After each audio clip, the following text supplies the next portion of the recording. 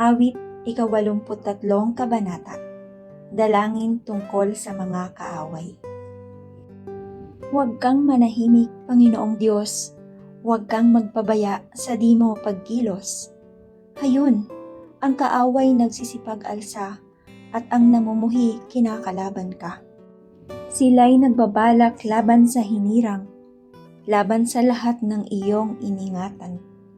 Ganito ang sabi, ating papawiin yaong bansa nila'y ating lilipulin, upang malimot ng lubos ang Israel. Nagkaisa sila't ang tipanan nila'y lumaban sa iyo, ganyan yaong pasya. Ang lahi ni Edom at ang Ismaelita, Moab at Agarenos, pawang nagkaisa. Ang Gibal at Amon, gayon din ang pasya, Amalek at Tiro at ang Filistia. Pati ang Asyria'y nakipagsapakat sa lahi ni Lot na bantog sa lakas. Mga bansang ito'y iyong parusahan, tulad ng parusang ginawa sa Madian, kay Jabit si Sarang nalupig sa laban, nang sa ilog Sison sila'y mapipilan.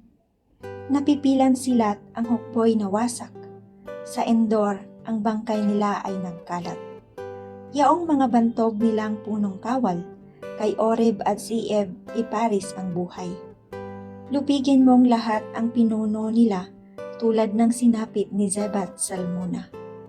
Sila ang nagsabing ang pastulan ng Diyos ay ating kamkamit maging ating lubos.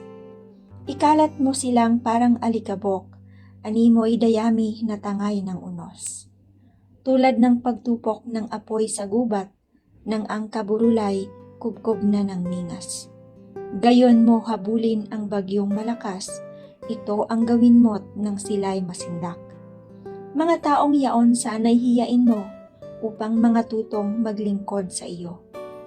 Lupigin mo sila takuting lubusan, lubos mong hiyain hanggang sa mamatay.